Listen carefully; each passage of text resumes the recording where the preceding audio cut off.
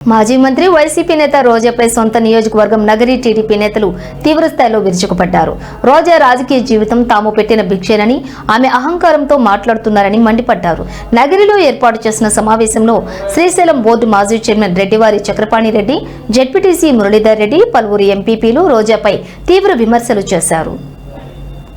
ఇక ఈ సందర్భంగా చక్రపాణి రెడ్డి మాట్లాడుతూ, నగరిలో రోజా రాజకీయ భవిష్యత్తు ముగిసింది. ఇక ఆమె జీవితంలో ఇక్కడ గెలవలేదు. ఎంపీపీ ఎన్నికలు న్యాయబద్ధంగానే జరిగాయి. ఓ అబ్బకు పుట్టావా అంటూ ఆమె మాట్లాడటం బాధాకరం.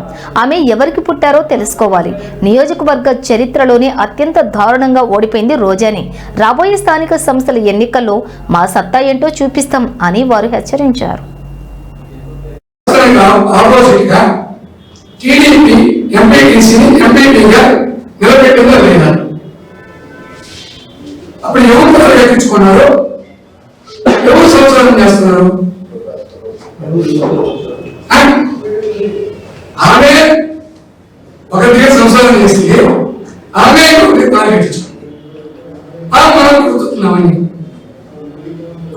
మాట్లాడేటప్పుడు ఆశ, మనం సభ్య సమాజంలో ఉన్నాం అనే ఇంగిత జ్ఞానంలో లేకుండా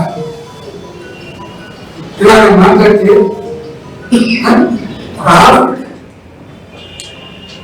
మామూలుగా ఖచ్చితంగా ఆమెకైతే తగిన శాస్త్ర జరుగుతుంది. ప్రజలైతే డిసైడ్ ఎప్పుడెప్పుడు నగిరి వదిలేకపోతుందా అన్నారు. ఆమె నగిరి కాపాడుకోవాలంటే అక్కడ 2019 నుంచి ఇప్పుడు 40,000 ఓట్లు మెజారిటీ